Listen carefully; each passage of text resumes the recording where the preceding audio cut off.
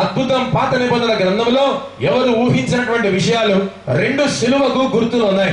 వాస్తవానికి మొత్తం 4 రకాల సిలువలు ఉన్నాయి. అయితే 4 రకాల సిలువల్లో యేసుక్రీస్తు ప్రభువారు ఒక రకం సిలువ మీదే మరణించారు. 3 సంవత్సరాల కిందట ఆంధ్ర బ్యాప్టిస్ట్ చర్చ్ లో గుడ్ ఫ్రైడే రోజున కంటిన్యూస్ గా 7 మాటలు చెప్పాను. అప్పుడు చెప్పాను 4 రకాల సిలువలు. అయితే దేవుని పిల్లల పాత నిబంధన గ్రంథంలో సిలువను 2 సార్లు మనం చూడగలము గుర్తుగా. ఒకటి ఎట్లనగా, సంహార దూత ఐగుప్తు దేశం అటువంటి ఆ కుమారులందరినీ కూడా, జ్యేష్ఠ కుమారులను చంపడానికి వచ్చినప్పుడు ఏ ఇంటి ద్వార బంధముల మీద అయితే దేవుని బిడ్డలారా ఈ రక్తం ప్రోక్షింపబడుతుందో ఆ రక్తాన్ని చూసిన తర్వాత సంహార దూత చూచి ఆ గుమ్మం మీద, గడప మీద, ద్వార బంధముల మీద రక్తపు గుర్తు కనిపిస్తే అలా దాటుకొని వెళ్ళిపోతాడు. ఆ దాటుకొని వెళ్ళిపోవడమే పాస్ ఓవర్. ఎలాంటి గుర్తు వేస్తాడనగా, ఒక బ్రష్ ఏ విధంగా తీసుకొని సున్నం వేస్తామో లేకపోతే పెయింట్ వేస్తామో అలాగా ఇంట్లో ఉన్నటువంటి యజమానుడు రక్తంలో హిస్సోపు పొడకను ముంచుతాడు. ఎప్పుడు మాట ఇది? ఐగుప్తు దేశంలో ఉన్నటువంటి మాట. పస్కా టైంలో రక్తములో, ఏ రక్తములో? పస్కా బలి పశువుటువంటి గొర్రె పిల్ల రక్తములో హిస్సోపు పొడకను ముంచుతాడు. ముంచి ఇలాగ 2 దిక్కులా అంటాడు. ఏంటి దాని యొక్క అర్థం? పైనుండి కింది వరకు నిలువుగా, ఆ తర్వాత అడ్డుగా ద్వార బంధముల మీద. చాలా జాగ్రత్తగా మీరు అర్థం చేసుకోవాలి. రెక్టాంగులర్ షేప్ లో ఉంటుంది ప్రతి తలుపు, ప్రతి వాకిలి కూడా. అనగా పైన అడ్డుకర్ర ఉంటుంది, మళ్ళీ కింద అడ్డుకర్ర ఉంటుంది, సైడ్ కు నిలువు కర్ర, సైడ్ కు నిలువు కర్ర. ఇప్పుడు ఈయన ఏం చేస్తుంటున్నాడు అంటే హిస్సోపు పొడకలు తీసుకొని ద్వార బంధముల మీద ప్రోక్షిస్తున్నాడు. నంబర్ 1 పైన అడ్డుకర్ర మీద వేస్తున్నాడు. నంబర్ 2 కింద అడ్డుకర్ర మీద వేస్తున్నాడు. నంబర్ 3 కుడివైపు నుండి నిలువు కర్ర. నంబర్ 4 ఎడమవైపు నిలువు కర్ర. దూరం నుంచి మీరు చూడండి, శిలువాకారంలోనే కనిపిస్తుంది అన్నమాట. ఏ శిలువాకారంలో అయితే రక్తం ప్రోక్షింపబడిందో ఐగుప్తు దేశంలో సంహార దూత చూచి పారిపోయేటువంటి వాడు, దాటిపోయేటువంటి వాడు. అందుకనే ఐగుప్తు దేశంలో జ్యేష్ఠ కుమారులు చనిపోయారు కానీ ఇశ్రాయేళ్ల కుటుంబంలో ఒక్కడు కూడా చనిపోలేదు.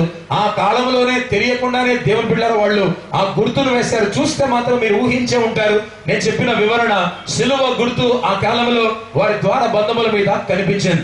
ఎప్పుడైతే ద్వార బంధముల మీద అనేటువంటి మాట కనిపించిందో దాటిపోయింది అన్నమాట.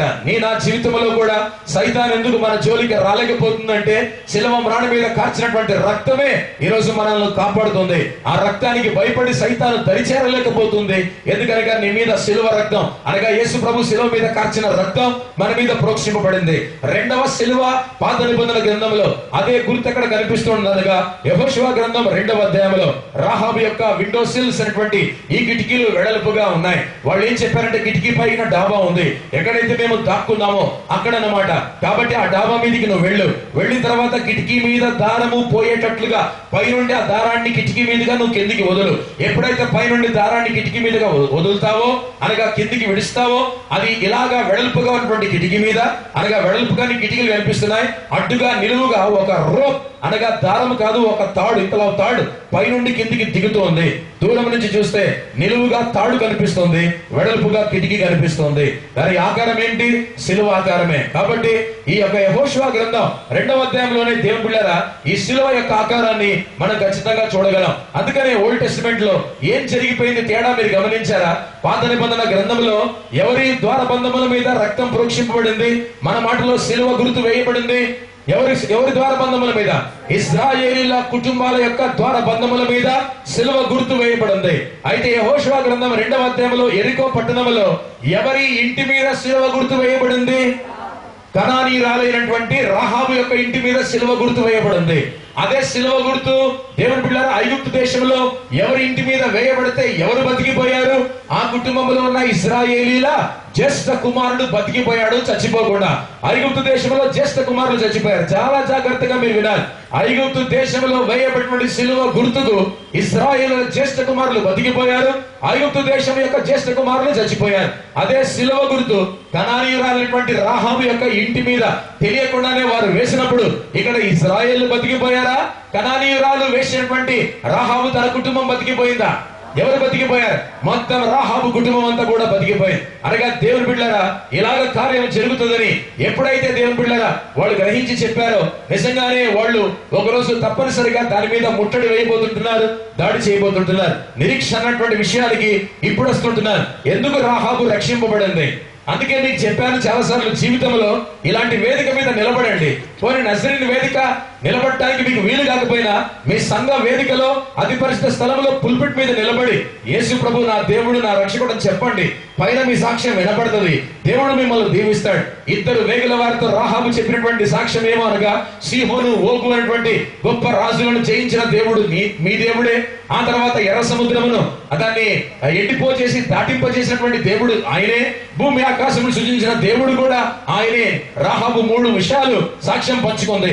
భూమి ఆకాశం సృజించిన దేవుడు కూడా మీ దేవుడే. ఎర్ర సముద్రమును ఆరిపోజేసి దాని మీద వారిని దాటిపోచేసినటువంటి దేవుడు కూడా మీ దేవుడే ఒప్పుకుంది. గొప్ప రాజులైనటువంటి సీహోను ఓగు అనేటువంటి ఈ దేశ రాజులను కూడా చంపిన దేవుడు కూడా మీ దేవుడే, చాలా గొప్ప దేవుడు అని సాక్ష్యాన్ని వాళ్ళతో పంచుకుంది. జాగ్రత్తగా మీరు వినాలి. ఆ సాక్ష్యం దేవుడు పైన విన్నాడు రాహాబు యొక్క సాక్ష్యం. విని రాహాబును దీవించడం మొదలు పెట్టాడు. తన రక్షణ ప్రణాళికలో జ్ఞాపకం చేసుకున్నాడు. అది చెప్పిందో లేదో దేవుని పిల్లల కొన్ని గంటలకే దేవుడు నారబట్టలు ఆ యాజకత్వం వాళ్ళ ద్వారా జరిగిస్తుంటున్నాడు. సిలువ గుర్తు తెలియకుండానే పాత నిబంధనల గ్రంథంలో చూడటానికి నిలువుగా తాడు వేలాడుతుంది, అడ్డుగా ఆమె కిటికీ ఉంది. కాబట్టి నిలువు తాడు అడ్డు కిటికీ దూడు నుంచి చూస్తే సిలువ ఆకారమే కనిపిస్తుంది. దేవుని పిల్లల ఆ విధంగా దేవుడు ఆ కుటుంబాన్ని కాపాడాడు. ఇప్పుడు ఏం జరిగిందంటే దేవుని పిల్లల వాళ్ళు అక్కడ నుంచి తర్వాత మొత్తానికి వచ్చేసారు. వచ్చి యెహోషువకు ఒక రిపోర్ట్ ఇస్తున్నారు, నివేదికను ఇస్తున్నారు. ఏమని నివేదిక ఇస్తున్నారంటే ఆ వాక్యాన్ని నేను చదువుతున్నాను. 2వ అధ్యాయము 24వ వచనం. చాలా జాగ్రత్తగా మీరు వినాలి. నేను చదువుతున్నాను, ఎవరు బైబిల్ తెరవకండి. ఆ దేశమంతయు యెహోవా మన చేతికి అప్పగించుచున్నాడు. ఆ దేశమంతయు యెహోవా మన చేతికి అప్పగించుచున్నాడు. This was the report of hope. నిరీక్షణతో కూడినటువంటి ఒక స్టేట్మెంట్ వాళ్ళు చేశారు. అనగా the Lord is going to deliver that country in your hands అనేటువంటి మాట ఇద్దరే అన్నారు. ఎవరైతే ముందుగానే వెళ్లి కనాను దేశాన్ని అయితే చూసినటువంటి వారు మొత్తం పరిశీలించారు, పరీక్షించారు, అంచనాలు వేశారు. రక్షణ కార్యము దేవుడు రాహాబు జీవితంలో జరిగించబోతున్నాడని విశ్వాసముతో వాళ్ళు ప్రమాణం చేశారు. మేము యుద్ధానికి వచ్చినప్పుడు దీన్ని ముట్టడి వేసినప్పుడు ఎర్రని దారము నీ కిటికీ కనిపిస్తే నీ కుటుంబాన్ని వదిలేసి అందరినీ చంపుకుంటూ వెళ్ళిపోతాం అని కూడా చెప్పారు. అది అంతా కూడా జరిగిన తర్వాత దేవుడు ఇద్దరు వేగుల వారిని కాపాడిన తర్వాత అద్భుతం మీరు వింటే, అందుకనే 103వ కీర్తన చదివించారు. ఏమనగా మన పాపములను ఆయన తూర్పు నుండికి పడమట ఎంత దూరమో ఆయన మన దోషములను అంత దూరపరిచి ఉన్నాడు. ఏం చెప్పిందో తెలుసా? తన ఇంటికి వచ్చిన సైనికులతో, ఇదిగో వాళ్ళు ఇటువైపు వెళ్ళిపోయారు కనుక, ఈస్ట్ వైపు వెళ్ళారు కనుక మీరు తూర్పు వైపున వెళ్ళండి అని ఆ సైనికులను తూర్పు వైపున పెట్టి వేరే దారిని కూడా పంపించింది. అప్పుడు ఇద్దరు ఇంట్లోనే దాక్కొని ఉన్నారు. ఆ సైనికులు, నా దేశ సైనికులు తూర్పు వైపున వెళ్ళారు కాబట్టి మీరు పశ్చిమం వైపు పడమటి వైపు వెళ్ళిపోండి అని వాళ్ళని ఈ వైపుకి వెళ్ళింది. అద్భుతం. రాహాబు యొక్క తెలివి ఏంటంటే తూర్పు వైపున చాలా దూరం వేగుల వారిని వెతకడానికి వెళ్ళినటువంటి సైనికులు తిరిగి వచ్చేసరికి దేవుని బిడ్డలారా, ఇప్పుడు వీళ్ళు పడమటి వైపు వెళ్ళిన ఇద్దరు వేగుల వాళ్ళు కూడా ప్రయాణమై అటు నుంచి ఈ వాళ్ళు వెళ్లి తిరిగి వచ్చే లోపల వీళ్ళు వెస్ట్ వైపును పడమటి వైపు వెళ్లి అక్కడి నుంచి యెహోషువ దగ్గరికి వెళ్లిపోగలరు. అంతగా దేవుని యొక్క సేవకులకు ఆమె సహకరించింది, వారికి సహాయం చేసింది. పైనుండి దేవుడు అంతా కూడా చూస్తున్నాడు. కొత్త సంవత్సరంలో ఒక పాఠం నేర్చుకోండి. దేవుని యొక్క సేవలో మీరు కూడా పాలిభాగస్తులు కండి. దేవుని సేవకులకు సహాయం చేయండి. ఎట్లనగా సువార్త సేవలో, ప్రార్థనలో, పరిచర్యలో, వాక్య బోధనలో అన్నిట్లో కూడా మీరు పరిచర్య చేయగలిగారు. దేవుడికి సహకరించారు. అలాంటి వాళ్ళు కుటుంబాలుగా దీవించబడతాయి. అందుకనే వాళ్ళని అటు పంపించింది, వేగుల వారిని దేవుని సేవకులు ఇటు పంపించింది. ఈ లోపు వాళ్ళు జాషువా దగ్గరికి వెళ్ళి నిరీక్షణతో కూడినటువంటి a statement of hope, report of hope, నిరీక్షణతో కూడినటువంటి ఒక గొప్ప నివేదిక. ఆ దేశమంతయు ఎలాగంటున్నారు? యెహోవా మన చేతికి అప్పగించి ఉంటున్నాడు. The Lord has delivered that nation into our hands అనేటువంటి మాట ఈ రాత్రి కాల సమయమున ఇప్పుడు దేవుని పిల్లలకు ఒక మాట చెప్తున్నాను, వినటువంటి విషయాలే. ఆ పరమ కానాను అనేటువంటి ఆ పరలోక రాజ్యం, నూతన యెరూషలేము పట్టణం యెహోవా దేవుడు యేసుక్రీస్తు నామమున మనకి ఎప్పుడో ఇచ్చి ఉన్నాడు. ఆమేన్. ఎప్పుడైతే యేసు ప్రభువును మనం నమ్ముకున్నామో సొంత రక్షకుడిగా, ప్రభువుగా, అప్పుడే పరమ కానాను మన జీవితంలో సొంతం చేసుకున్నాం అనేది గ్రహించారు. కేవలం మనం ప్రయాణంలో మాత్రమే ఉన్నాం. ఎక్కడికి వెళ్తున్నాం అనగా ఈ ప్రయాణం మధ్యలో చావు ద్వారా ఆగిపోయినా, శరీరము రాకపోయినా పర్వాలేదు, ఆత్మ మాత్రం శరీరాన్ని విడిచిపెట్టి పరమ కానానికి వెళ్తది. యేసు ప్రభు వారు వచ్చినప్పుడు కూడా తీర్పు తీర్చాలి కాబట్టే ఆ శరీరాన్ని ఆత్మను కలుపుతారు. ఇప్పుడు అదే విధంగా ఒక్కసారి మనం మానసికంగా కొత్త నిబంధన గ్రంథంలోకి మనం ప్రయాణం చేద్దాం. కొత్త నిబంధన గ్రంథంలోకి ప్రయాణం చేస్తే ఇదే లూకా సువార్త 10వ అధ్యాయంలో ఏం చెప్పారు? యేసుక్రీస్తు ప్రభు వారు సువార్త పరిచర్య కొరకు ఎంతమందిని పంపించారు? 70 మందిని పంపించారు. 10 మందిని 7 గుంపులుగా పంపించాడా? 75 మందిని 35 గుంపులుగా చేసి ఇద్దరిద్దరిని పంపించాడా? ఇద్దరిద్దరినా 10 మందినా? మనలాగా 3 జీపులు ఒక టీం లాగా వెళ్తున్నాయా? 30 మంది 40 మంది ఒక టీంలో వెళ్తాం. మనకి నిజంగానే సిగ్గులేదు, అంతమంది వెళ్ళకూడదు. నాకు కూడా సిగ్గులేదు, అంతమంది వెళ్ళకూడదు. సువార్తకి వెళ్తే ఇద్దరే వెళ్ళాలి. ఎప్పుడే కూడా ధైర్యం చేసి విశ్వాసంతో ఇద్దరే వెళ్ళాలి. యెహోషువ ఇద్దరినే పంపించాడు. ఎవరిని? వేగుల వారిని. యేసు ప్రభువు కూడా సువార్తలు ఇద్దరినే పంపించాడు. మనలాగా 3 జీపుల మందిని పంపించట్లేదు సువార్తకు. ఇద్దరే వెళ్ళాలి. పౌలు బర్నబా ఇద్దరే వెళ్ళారు. పౌలు శీల ఇద్దరే వెళ్ళారు. ఆ తర్వాత యోహాను పేతురు ఇద్దరే వెళ్ళారు. అద్భుతాలు చేసుకుంటూ వచ్చారు. దేవుని చిత్తమైతే అది నజరేయులో జరుగునుగాక. ఇద్దరిద్దరమే వెళ్దాం. ఒక్కొక్క పల్లెటూరుకు దేవుడి మీద భారం వేసి పల్లెటూరును మనం దున్నేద్దాం దేవుని యొక్క వాక్యంతో. ఇద్దరిద్దరమే వెళ్ళడానికి ప్రయత్నం చేద్దాం. ఆ ధైర్యాన్ని తెచ్చుకుందాం, ఆ విశ్వాసాన్ని తెచ్చుకుందాం. వాళ్ళిద్దరు మాత్రమే వేగల వాళ్ళు వెళ్ళారు. తిరిగి వచ్చి చెబుతుంటున్నారు, యెహోవా ఆ దేశం అంతటిని కూడా మన చేతికి అప్పగించి ఉంటున్నాడు. కొత్త నిబంధన గ్రంథంలోకి వచ్చేద్దాం. లూకా సువార్త 10వ అధ్యాయాన్ని కనుక చదివితే ఇద్దరిద్దరిని దేవుడు 35 గుంపులుగా చేసి యేసుక్రీస్తు ప్రభువారు ఇద్దరిద్దరిని పంపించారు. ఈ ఇద్దరిద్దరు కూడా సువార్తకు వెళ్ళి తిరిగి వచ్చి యేసు ప్రభువారికి చెప్పినటువంటి మాట ఏమో తెలుసా అండి? 10వ అధ్యాయం 17వ వచనం శిష్యులు చెప్పినటువంటి రిపోర్టును యేసు ప్రభు వింటున్నాడు. 10వ అధ్యాయం 18వ వచనం వాళ్ళు తెచ్చినటువంటి రిపోర్ట్ విని యేసు ప్రభువారు గమనించారంటే ఏదో అది చెప్తున్నారు. ఎప్పుడైనా మీరు ఆలోచించారా? 10వ అధ్యాయం 17వ వచనంలో వాళ్ళు ఏమంటున్నారంటే, దయ్యములు కూడా నీ నామమున మా మాట వింటున్నాయి అన్నారు. ఈ శిష్యులు సువార్తకు వెళ్ళినోళ్ళు ఇలాగంటున్నారు, దయ్యములు కూడా, బోధకుడా, ప్రభువా, దయ్యములు కూడా నీ నామమున మా మాటలు వింటున్నాయి అని ఆశ్చర్యపడ్డారు. అనేసరికి యేసుక్రీస్తు ప్రభువారు ఏమన్నారో తెలుసా అండి? బైబిల్ గ్రంథాన్ని కనుక మీరు చదివితే, అవును నిజమే, దయ్యములు నా నామమున మీ మాటలు వింటున్నాయి అని యేసు ప్రభు అంటూ 18వ వచనంలో అసలు మాట అంటాడు. ఏమంటాడంటే 10:18లో, సాతాను మెరుపు వలె ఆకాశం నుండి పడుట చూసి తిని అంటాడు. ఏంటి దాని అర్థం? సాతాను మెరుపు వలె ఆకాశం నుండి పడుట చూసి తిని అంటాడు. కొందరికే నా వాక్యం అర్థమవుతుందని కూడా నేను అనుకుంటూ ఉన్నాను, అందరికీ అర్థం కాదు. న్యూ ఇయర్ ఎలాగుంటుందో, ఆఫ్టర్ ఆల్ కొత్త సంవత్సరం కొరకు ఉపవాసాలు చేసి ప్రవేశిస్తారు ఈ సంవత్సరంలో. ఎందుకంత సెంటిమెంట్ అండి నాకు అర్థం కాదు. ఏ సంవత్సరం పెద్ద గొప్ప? 2013 ఏం గొప్ప? ఈ సంవత్సరం గొప్ప? సంవత్సరం ఇచ్చినోడు గొప్ప? సంవత్సరం ఇచ్చినోడే గొప్ప. సంవత్సరం కొరకు 6 రోజులు ఉపవాసాలతో సిద్ధపడిన వాళ్ళు ఉన్నారు. మీనింగ్లెస్. ఈరోజు చెప్తున్నాను ఓపికగా, జాగ్రత్తగా మీరు వినాలి. ఈ సెల్ ఫోన్ నేను కొన్నాను అనుకోండి, ఉదాహరణకు 10,000 రూపాయలు పెట్టి, బయటికి తెచ్చిన మరుక్షణమే తిరిగి కనీసం అంటే 20% దీనిలో ఉన్న వెల తగ్గిపోద్ది. ఓ కారు కొన్నాను అనుకోండి, ఉదాహరణ చెప్తున్నాను, పోనీ మీ కారు ఉందనుకోండి, మీ కారు యొక్క వెల 10 లక్షలు అనుకుందాం ఉదాహరణకు. మీ కారు వెల ఈ రోజే కారు కొన్నాను, 1వ తారీఖు జనవరి నెల, కొత్త సంవత్సరం, 10 లక్షలు పెట్టి కారు కొన్నారు. కార్ కీ స్టార్ట్ చేసి షోరూమ్ గుమ్మము దాటి బయటికి తెస్తే ఆటోమొబైల్ రూల్ ప్రకారం కారు విలువ ఎంత తగ్గిపోతుంది తెలుసా? 20% తగ్గిపోద్ది. 20% కారు ప్రైస్ తగ్గిపోద్ది. అంటే మీ కారు 8 లక్షలకు అమ్ముడుపోద్ది. అనగా ఒక్క నిమిషంలో 10 లక్షలు విలువ చేసే మీ కారు ఎవడో స్టార్ట్ చేసి షోరూమ్ గుమ్మమును దాటించినందుకు, షోరూమ్ దాటిన తర్వాత దేవుని బిడ్డలారా 20% తగ్గిపోతుంది. కొన్ని వేల రూపాయలు ఒక్కసారి క్షణంలోనే తగ్గిపోతున్నాయి. జీవితంలో చాలా జాగ్రత్తగా మీరు వినాలి. భూమి మీద చాలా జాగ్రత్తగా మీరు వినాలి. లోకంలో చాలా జాగ్రత్తగా మీరు వినాలి. ఏది కొత్తదో అన్ని పాతగానే మార్చబడతాయి. కొత్త కారు నిమిషంలో పాతదవుతుంది. కొత్త పెళ్లి కొడుకు కొన్ని రోజుల్లో పాతోడు అవుతాడు. కొత్త పెళ్లి కూతురమ్మ ఇంటికి వచ్చింది, పాతదవుతుంది. కొత్తగా నాకు కొడుకు పుట్టాడు, ఆడు పాతోడు అవుతాడు. కొత్తిల్లు కట్టుకున్నాను, కొన్ని రోజుల్లో పాతదవుతుంది. లోకములో ప్రతి కొత్తది కూడా పాతదవుతుంది, కానీ క్రీస్తులో ప్రతి పాతది కూడా కొత్తదవుతుంది. అది మనం గ్రహించాలి. అందుకని రాత్రికాల సమయమున what brings newness in life, జీవితంలో కొత్తదనం తెచ్చేదేంటి? Anything that is new will become old, but anything that is old will become new in Christ. లోకంలో ఉన్న ప్రతి కొత్తది పాతదవుతుంది, కానీ క్రీస్తులో ఉన్న ప్రతి పాతది కూడా కొత్తదవుతుంది. అందుకని సంవత్సరం కొత్తదా? అరే 2 రోజులు ఆగండి సార్, 2013 పాతదవుతుంది. సంవత్సరం ఆగండి సార్, ఈ సంవత్సరానికి గుడ్ బై. ఇందాక వాక్యం చదివినప్పుడు అయ్యగారే అన్నారు, పాత సంవత్సరానికి వీడుకోలు చెబుతూ, కొత్త సంవత్సరానికి ఆహ్వానం పలుకుతూ, ఇదే కొత్త సంవత్సరానికి మళ్ళీ అయ్యగారు బైబిల్ చదవాలనుకోండి, పాత సంవత్సరానికి వీడుకోలు చెప్తూ 2013 పోతుంది. ఇప్పుడు కొత్త సంవత్సరానికి ఆహ్వానం పలుకుతూ మళ్ళీ అయ్యగారు 3 సంవత్సరాలు చదివాడు అనుకోండి, పాత సంవత్సరానికి వీడుకోలు పలుకుతూ ఇలాగైపోతుంది అంతా. Everything in this world, the material, everything physical, whatever it is, everything is becoming old. But whatever is in Christ, it is becoming new.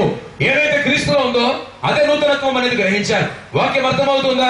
ఎక్కడి నుంచి ఎక్కడికి వస్తుంటున్నా ఇలాగే యేసు ప్రభువారు కూడా పంపించారు. వేగుల వాళ్ళు తిరిగి వచ్చినట్టుగా ఈ శిష్యులు తిరిగి వచ్చి ఏమంటున్నారు తెలుసా? ప్రభువా, బోధకుడా, నీ నామమున దయ్యములు మాకు లోబడుచున్నాయి. మేమెంతటోళం యేసయ్యా, నీ నామమున మాకు దయ్యాలు లోబడుచున్నాయి. అవును, ఇప్పుడే ఇలా అంటున్నాడు ఆయన, సాతాను మెరుపు వలె ఆకాశం నుండి పడుట నేను చూచితిని. ఏంటి దీని యొక్క అర్థం? ఎవరు వింటారో ఈ వాక్యం నాకు నిజంగా తెలియదు. ఎవరికి నిజంగా అర్థమవుతుందో నాకు తెలియదు. ఆ వింటున్నటువంటి వారు ఈ శామ్యాల మధ్యలో ఉన్న పరిశుద్ధాత్మ దేవుడు వారిని దర్శించును గాక. ఏంటి దీని అర్థం? సాతాను ఇప్పుడే మెరుపు వలె ఆకాశం నుండి కింద పడితే నేను చూస్తున్నానే, సైతాన్ ఎప్పుడో పడిపోయాడు ఆది కాండంలో. వాక్యం అర్థమవుతుందా? సైతాన్ ఎప్పుడో ఆది కాండం ముందే పడిపోయాడు. ప్రీ ఆడమైట్ వరల్డ్ లోనే, అనగా ఆదాము హవ్వలు సృష్టింపబడక ముందున్నటువంటి లోకములోనే సైతాన్ ఎప్పుడో పడిపోయాడు. మరి ఇప్పుడు ఎందుకు అంటున్నాడు యేసుక్రీస్తు ప్రభువారు? వాడు పడిపోయి 1000 సంవత్సరాలు అయింది. యేసు ప్రభువారు క్రీస్తు శకం మొదటి శతాబ్దంలో పుట్టి 30 సంవత్సరాలు దాటిపోయింది. పరిచర్య ప్రారంభంలో లూకా సువార్త 18వ వచనంలో యేసు ప్రభు అంటున్నాడు, ఆకాశం నుండి సాతాను మెరుపు వలె పడుట చూచితిని. అని ఇప్పుడే పడ్డాడు, నేను చూశాను. ఎందుకు యేసు ప్రభు అబద్ధం చెప్తున్నావు? ఎందుకు అబద్ధం చెప్తున్నావు యేసు ప్రభువా? యేసు ప్రభు అబద్ధం చెప్పడే, మరి ఏం చూస్తున్నాడు? మరి సైతాన్ ఎప్పుడో పడిపోయింది కదా, ఇప్పుడే నువ్వు చెప్తుంటున్నావు. అనగా దాని అర్థం ఏమనగా, మీరు సువార్త ప్రకటిస్తూ ఉండగా, దయ్యములను నా నామమున బంధిస్తూ ఉండగా, రోగులకు మీరు స్వస్థత ప్రార్థనలు చేస్తూ ఉండగా, ప్రజలు నా యొక్క సువార్తను అంగీకరించి నేనే దేవుడునని, ప్రభువునని, రక్షకుడని వాళ్ళు ఒప్పుకొని చూడగా, భూమి మీద సైతాన్ యొక్క సింహాసనం పెర్గమం అనేటువంటి ప్రాంతంలో ఉంది. అనగా ఈ పట్టణ గ్రంథం ప్రకారం పెర్గమం అనేటువంటి ప్రాంతంలో ఉంది సైతాన్ యొక్క సింహాసనం. దానితో పాటు భూమి మీద దాని దయ్యాలు, దాని అపవిత్రాత్మలు, దాని అనుచరులు ఎన్నో భూమి మీద అంతా కూడా స్థావరాలు ఏర్పాటు చేసుకుని ఉన్నాయి. వాక్యం అర్థమవుతుందా? మీరు ఉదాహరణకు చెబుతుంటున్నారు, దేవుడు ఎస్కోట అనే ప్రాంతానికి వెళ్తే ఎస్కోటలో చాలా చోట్ల కూడా దయ్యాల యొక్క స్థావరాలు ఉన్నాయి. ఎప్పుడైతే ఎస్కోటలో మీరు సువార్తను ప్రకటిస్తారో దాని స్థావరాలు కూలిపోతూ ఉండగా సైతానులో పవర్ పడిపోయినట్టుగా నేను చూస్తున్నాను. అంటే అర్థం ఏంటంటే, మీరు నేను ఎంత సువార్త ప్రకటిస్తే సైతాను అంత బలహీనపరచబడుతూ ఉంటది. ఢిల్లీలో ఎన్నో స్థావరాలు ఉన్నాయి. నిర్భయ 16వ తారీఖు డిసెంబర్ నెల ఘోరంగా 6 మంది చేత 40 నిమిషాలు నాన్ స్టాప్ బలత్కరించబడింది. ఆమె గర్భములోకి ఒక ఇనుప కడ్డి, అనగా ఒక ఐరన్ రాడ్ గర్భంలోకి దూసేశారు. అంతే, గర్భంలోకి వెళ్ళిపోయింది. కింద నుంచి అది డైరెక్ట్ గా పేగుల్లోకి గుచ్చుకుపోయింది. పేగులంతా కూడా కుళ్ళిపోతే కుళ్ళిపోయిన పేగులు తీసి బయటపడేశారు. బతికే అవకాశం లేదు. నిర్భయ నిజంగానే మొన్నటి దినం నిర్భయ చచ్చిపోయింది.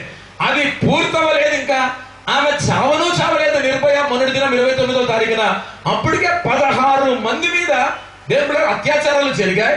ఇంకా నిన్నటి దినం కూడా మళ్ళీ 16 మంది మీద అత్యాచారాలు జరిగాయి.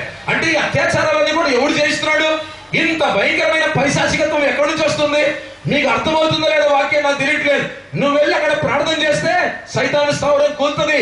నువ్వు సువార్త ప్రకటిస్తే డార్క్నెస్ లో ఉన్నవాళ్ళు, అంధకారంలో ఉన్నవాళ్ళు, చీకటిలో ఉన్నవాళ్ళు వెలుగులో నడిపించబడతారు. ఎందుకనగా వాక్యం వెళ్ళిన తోడనే వెలుగు కలిగాను. నువ్వు సువార్త ప్రకటిస్తే, వాక్యాన్ని బోధిస్తే ప్రజలు వెలుగులోకి వస్తారు. అనగా చీకటి శక్తులు అన్ని కూడా అణిచివేయబడతాయి. సైతాను స్థావరాలు కూలిపోతాయి. సైతాను బలహీనపరచబడతాడు. ఆ ప్రాంతంలో దేవుని యొక్క కార్యం జరుగుతుంది. ఎక్కడైతే చీకటి ఉందో నువ్వు సువార్త ప్రకటిస్తావో వెలుగు ప్రకాశిస్తుంది. ఎక్కడైతే బంధకాలు ఉన్నాయో నువ్వు సువార్త ప్రకటిస్తావో విడుదల కలుగుతుంది. అందుకనే మన పరిచర్య ద్వారా వచ్చేటువంటి రిపోర్ట్ లో యేసు ప్రభు 10:18 లూకా సువార్తలో ఏమని జవాబు, ఆయన మనల్ని అభినందించగలగాలి. ఒక రిపోర్ట్ యేసు ప్రభు ఒప్పుకోవాలి, ఒక సర్టిఫికెట్ ఇవ్వాలి. అవును, సైతాను ఆకాశం నుండి మెరుపువలే కింద పోయిట చూచితిని అని అన్నాడు. అంటే అర్థమేంటి? మీరు వెళ్ళి దాని స్థావరాల్లో సువార్త ప్రకటించి వాక్యము బోధిస్తూ ఉంటే, ప్రార్థనలు వెళ్లి చేస్తూ ఉంటే దాని స్థావరాలన్నీ కూడా కూలిపోతాయి. అందుకనే ముంబై మహానగరానికి అక్టోబర్ నెలలో వెళ్ళాం 2 సంవత్సరాల కిందట. పోయిన సంవత్సరాలుగా 2010 అక్టోబర్ నెలలో ఎందుకు వెళ్ళాం? యూదులకు పైన చూస్తే అంతా కూడా తుట్లు కనిపిస్తున్నాయి. బుల్లెట్లు అన్ని కూడా గోడలు పట్ పట్ పట్ పట్ కసపు గాడితో వచ్చిన వాళ్ళందరూ కూడా రక్షించడానికి ఏకంగా హెలికాప్టర్ వాళ్ళ మీద దిగింది. హెలికాప్టర్ కూడా వాళ్ళను, ఆ విక్టిమ్స్, బాధితులను తీసుకొని వెళ్ళిపోయేటువంటి పరిస్థితి. జనాలు చూస్తుంటారు, దడమని కాలుస్తున్నారు యూదులను. ఎవరికి తెలియదు. ఈరోజు ఓపెన్ గా చెప్తున్నాను, టీవీలో వచ్చేటువంటి స్టేట్మెంట్. దేవుని పిల్లరా, నేను ఇదంతా కూడా చాలా జాగ్రత్తగా టీవీలో గమనిస్తాను. ప్రపంచంలో ముస్లింలకు ఇద్దరు టార్గెట్లు. ఈ 2 జాతులను అంతమొందించాలని ఓపెన్ గా స్టేట్మెంట్ వచ్చింది. నంబర్ 1 ప్రపంచంలో దేవుని ప్రజలైన యూదులు, నంబర్ 2 క్రైస్తవులు. జాగ్రత్తగా మీరు వినాలి. దినాలు బాగున్నాయి, టైం బాగుంది కదా అని అన్ని కూడా మనం చెల్లిపోతుంది కదా అని వెళ్ళిపోతుంటున్నాం. రాత్రికాలం మందు తెలుసుకోవాలి. ఏం చెప్తున్నారు ఇద్దరు రేగుల వాళ్ళు కూడా వచ్చి, యెహోవా ఈ దేశమును మన చేతికి అప్పగించి ఉంటున్నాడు. మనం కూడా నూతన సంవత్సరంలో నిరీక్షణతో బై హోప్ చెప్పాలి, ఈ పట్టణాన్ని మనం దేవుని కొరకు గెలవబోతుంటున్నాం. ఈ ఢిల్లీ మహానగరాన్ని, రాజధాని దేవుని కొరకు మనము గొప్ప పట్టణముగా మార్చబోతుంటున్నాం. జాన్ నాక్స్ అన్నాడు, Lord give me Scotland or take my life. నా జీవితాన్ని ఎవరంటే తీసుకో, నన్ను చంపే, లేదా నాకు ఈ స్కాట్లాండ్ దేశాన్ని నాకు ఇవ్వు అన్నాడు. మోషే కూడా కావాలంటే నీ గ్రంథంలో నా పేరు కొట్టేసాయి కానీ ఇశ్రాయేలు మాత్రం నువ్వు రక్షించాల్సిందే యెహోవా అని అన్నాడు. మోషే ప్రార్థన కాదనకుండా, మోషే పేరు కొట్టివేయకుండా అలాంటి ప్రార్థన చేశాడు కాబట్టి ఇశ్రాయేలును మళ్ళీ దేవుడు నడిపించాడు. చూసారా, ఈ రోజు రాత్రికాలం ముందు నూతన సంవత్సరంలో తెలుసుకోవాల్సినటువంటి మాట by hope, by hope, by hope. నిరీక్షణతో ఇది చేయబోతున్నాం, అది చేయబోతుంటున్నాం. ఈ దేశాన్ని మనకు అప్పగించి ఉంటాడే. ఎక్కడ అప్పగించాడో? ఇద్దరు వెళ్ళి రిపోర్ట్ తీసుకొని వస్తే అప్పగించాడా? ఎస్, నిరీక్షణతో చెప్తున్నా, దేశము ఖచ్చితంగా మాదే. దేవుడు రక్షణ కార్యం జరిగిస్తున్నాడన్న దానికి ఒక వేషం మారింది.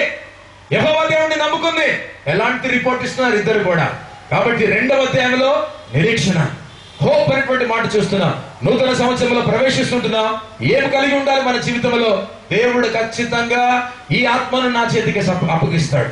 మీ కుటుంబం మీ చేతిలోకి రావాలి, నీ పట్టణం నీ చేతిలోకి రావాలి, నీ సంఘం నీ చేతిలోకి రావాలి, నీ వార్డు నీ చేతిలోకి రావాలి, నీ వీధిలో ఉన్నవాడు నీ చేతిలోకి రావాలి. ఈయన దేవుడు నా చేతికి అప్పగిస్తున్నాడు. నిరీక్షణతో మాట పలుకు. By hope you make that statement. దేవుడు నాకు అప్పగిస్తాడని ముందుగానే చెప్పే, నిజంగానే దేవుడు ఆ తర్వాత అప్పగించాడు. దేవుని పిల్లరా, నూతన సంవత్సరంలో మనం కూడా నేర్చుకోవాల్సింది నిరీక్షణతో దేవుడు ఢిల్లీని మారుస్తాడు అని అనుకుందాం, దేవుడు ముంబైని మారుస్తాడు అని అనుకుందాం. నిజంగానే మీరు కావాలంటే ఈనాడు పేపర్లో మీకు సర్వే చూపిస్తాను. మనము ప్రేయర్ రైడ్ లో ప్రార్థన చేయకముందు ఎన్నో యాక్సిడెంట్స్ అయ్యాయి. ప్రేయర్ రైడ్ ప్రతి నెల చివరి దినం చేసిన తర్వాత యాక్సిడెంట్స్ దేవుడు తగ్గించుకుంటూనే వచ్చాడు. ప్రతి నెల చివరి రోజు నేను ఆర్కే బీచ్ దగ్గర నా రూట్ ఏంటంటే, నేను ఎక్కడ ప్రార్థన చేయను, నా బాధ్యత ఏంటంటే సముద్రం దగ్గర అంతా కూడా నేను ప్రార్థన చేస్తాను. మొత్తం సముద్రపు ఒడ్డునంతా కూడా నా ప్రార్థనే.